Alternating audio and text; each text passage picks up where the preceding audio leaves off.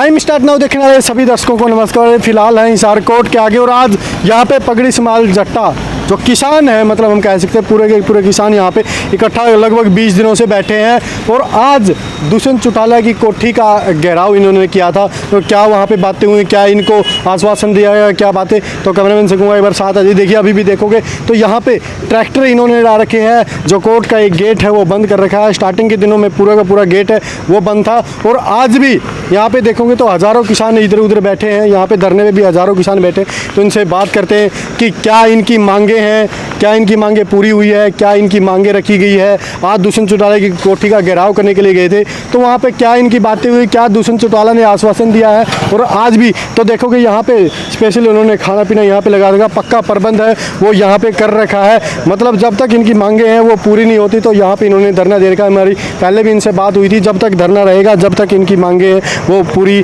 नहीं हो पाएगी।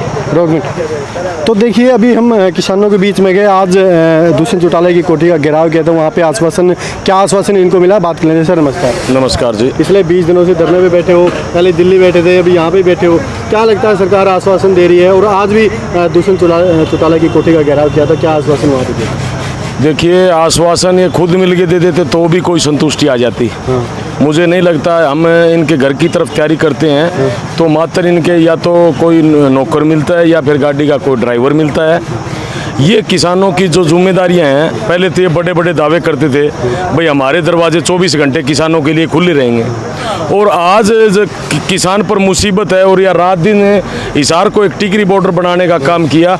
लोगों को शौक नहीं था क्योंकि रिलायंस कंपनी बहुत बड़ी हेराफेरी करने जा रही किसानों के साथ। जिन किसानों साथियों के बीमा कंपनी में जो प्रीमियम 1700 रुपये 1800 रुपये एकड़ का जो इस बेस पर भरा गया था कि बाई दिवस हमारी फसल से ख़राब हो जाए तो उसका क्लेम की भरपाई की जा सके और आगे की हमारी खेती को बचाया जा सके, आगे की पैदा ली जा सके।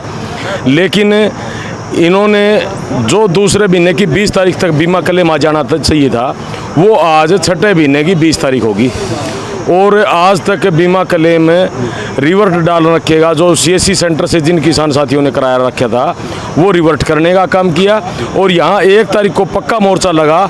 उसके बाद में ही आज तक करीब 250 करोड़ के लगभग पैसा खाते में डाला है और यहाँ धरना देने के बाद में डाला है। मुझे नहीं लगता था कि हम किसान यहाँ बैठे बगैर हमारा पैसे में खातों में डाल देना देते। तो कहीं ना मान सकते हैं कि यहाँ पे धरना देने के बाद कहीं घर छोड़ के, परिवार छोड़ के यहाँ पे आप बैठे हो और आज जो सुबह भी सूचना मिली थी, आज गए थे, वहाँ पे आपको क्या मिला? क्या दुष्यंत चौटाला से आपकी बात हुई या कोई अजय चौटाला से बात हुई? क्या वहाँ पे आपको कुछ? देखो किसी से बात नहीं हुई वहाँ पर। अच्छा। उसका कोई था, जिला प्रधान बोल रहा था अपने आप को, उसको हमने वो ज्ञापन दिया, हमारी मांगों के बारे में अवगत कराया उनको। भाई एक जो CSC ये बीमा कंपनी जो इतनी बड़ी गड़बड़ी कर रही है उसके लिए आपने एक शब्द भी नहीं बोला और कल आपके गांव के चौक में आओगे, बड़ी बड़ी बातें करोगे तो हम भी सवाल करने का काम करेंगे उनसे, क्योंकि उनको भी आना है। अब अपनी तैयारियों में लगे हुए हैं, वो अपनी रैली की तैयारियों में लगे हुए हैं, लेकिन जहाँ किसान की बात आती है तो ये पीछे हटने का काम करते हैं। क्या लगता है सरकार और कंपनी कहीं ना कहीं मिली भगत भी हो सकती है, क्योंकि सरकार चाहे तो कुछ भी कर सकती है? बिल्कुल सरेआम इनकी कंपनी, इनकी नाम कंपनी है, कंपनी तो इनके आदमियों की है। अनुराग ठाकर का भाई है जो रिलायंस कंपनी को देखता है हरियाणा में, और वहाँ DC के साथ हमारी 4 बार वार्ता हुई और 4 वार्ता में कमाल की बात यह है DC साहब के बुलाने पर इनका करोड़ों रुपए का बिजनेस, इतना करोड़ों रुपए का जो बिजनेस होता है, मैं मानता हूँ छोटा दुकानदार की 10,000 की अगर जो दुकानदारी हो तो उसका एक ठिकाना होता है, लेकिन इनका ना ही तो कोई ठिकाना और ना ये DC साहब के बुलाना हूँ मीटिंग में आए। तो DC साहब ने भी ये माना कि किसान जायज़ है और उनका पैसा है वो DC साहब को किसानों को देना चाहिए।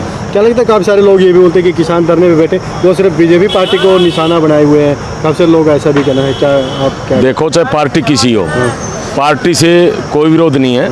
अगर ये काम करेंगे तो पार्टी अपने आप चमकने लगेगी। अगर जो पहले दिन हमारी 5वें महीने की 11 तारीख को हम हज़ारों की संख्या में यहाँ पर आए, उस दिन भी इनको पता था, अखबार नहीं देखते यार, हर एक इनके पास सूचना होती है, लेकिन इनके खुद के लोग इनके अंदर होते हैं तो अपने लोगों के ऊपर ये आवाज़ नहीं उठाना चाहते। इनको बयान जारी करना चाहिए था, बीमा कंपनी के ऊपर गाज गिरनी चाहिए थी, और जितने दिन पैसा रुका है उनका ब्याज समेत उनको लौटाने का काम करना चाहिए था। भाई आप धरना मत लगाओ इतनी गर्मी के अंदर, हम आपके साथ हैं, हम किसान हितैषी हैं। एक दिन भी किसी मंत्री एमएलए ने किसी ने भी ये आज तक नहीं बोला। हम सभी मंत्री विधायक हर रोज़ उनके घर जाने का काम कर रहे हैं। यहाँ जेजेपी के जो विधायक है वो सियाग है, भव्य बिश्नोई है, घोडेला है, सभी के घर गंगवा है और अनूप दानक है, उनके सभी के घर जा कर के आए हैं और ज्ञापन दे के आए हैं हमारी मांगों को लेकर। दूसरी बात ये कह रहे हैं कि एमएसपी पर हम दाना दाना खरीदेंगे। सरसों जब तो गिल्ली थी 4 भी नहीं 30 तारीख तक, उसके बाद में सूख के तैयार हुई तो आज सरसों की खरीदनी हो रही। मैं मानता हूँ कि इनको हर एक चीज़ का पता है, आंकड़ों का पता है भी सरसों की कितनी खरीद हुई है। हालांकि किसान साथियों ने जो मेरी फसल मेरा ब्यूरो पर जो फसल ऑनलाइन करवाई थी वो सारे आंकड़े सरकार के पास है। उनको पता है भी किसान साथियों के घरों में सरसों बची हुई है, वो क्यों नहीं कर रहे सरकारी खरीद? क्या किसान पाकिस्तान से दाना लेके बेचा? और एक किसान ने अगर जो ज़मीन बेचनी हो पड़ेगी तो एक आधार कार्ड ही काफ़ी है। अगर जो दाने बेचने हो तो उसकी पटवारी की गिरदावरी चाहिएगी, मेरी फसल मेरा ब्यौरा चाहिएगा, राशन कार्ड चाहिएगा, आधार कार्ड चाहिएगा, 10 एक तो कागज़ मांग ले। तो कहीं ना कहीं कह सकते हैं कि सिर्फ किसान को परेशान किया जा रहा है। हाँ, किसान को सिर्फ परेशान करने के अलावा एमएसपी के नाम पर डबल वसूला करना चाहती है। ना तो कोई चना खरीद हुई, ना कोई सरसों की खरीद हुई, और सूरजमुखी के ऊपर आपने देखा ही रहा, किसानों के ऊपर लाठियाँ बरसाई गई। उसके बाद में इन्होंने किसानों की बहुत संख्या, हज़ारों किसानों की संख्या सड़कों पर उतरने का काम किया, तो बाद में एमएसपी भी जारी कर दी। और सर किसान है, अन्नदाता अन्न उगाता है, वही अन्न बड़े बड़े नेता आते हैं, उनको तो ये नहीं पता कि अन्न कैसे उगता है। तो कहीं ना कहीं है आत्मा के अंदर ये ठेस हो कि हम ही उगाते और हमें उसका इनाम या हमें हक नहीं मिलता।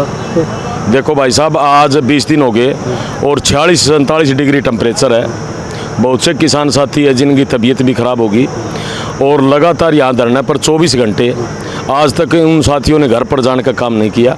और हम घर वापस जब भी जाएंगे जब सरसों की कोई तारीख तय करे खरीदने की, और बीमा क्लेम कंपनी एक एक पैसा डालना काम करे, और जो मुआवजा रुका हुआ है किसान साथियों का, उनका मुआवजा हर एक मांग अपनी पूरी करवा के घर लौटने का काम करें। ऐसा नहीं हो कहीं धरना आपका उठवा दे, और दिल्ली वाले जैसे कि 3 कानून थे वहाँ पे भी 1.5 साल तक धरना चला था, उसके बाद में 3 काले कानून वापस से कुछ मांगे वो भी अधूरी रह गई। देखो, वो वाला एक्शन दोबारा सरकार आपका जो जतन करना चाहती है वो कर सकती है।